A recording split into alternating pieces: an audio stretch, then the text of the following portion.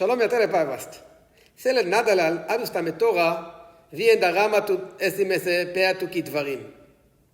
Selles peatüki Mooses manitseb rahvast enne oma surma. Mooseselt saame õppida 3 reeglit, kuidas normida ja kritiseerida. Esimene. Lugupidamisest teiste vastu.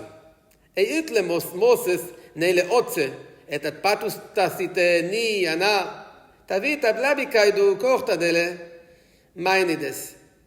Sellest võime õppida, et kriitikat edastades tuleb austada, mitte teha haiget ega solvata.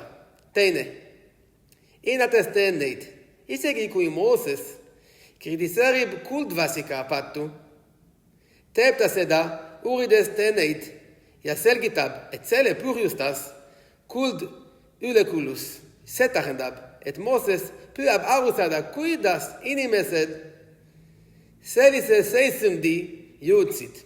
Ja 3. Mooses teeb seda enne oma surma. Nagu armastatud isa, kes käsib oma poegi armastusest ning mures neide tuleviku pärast.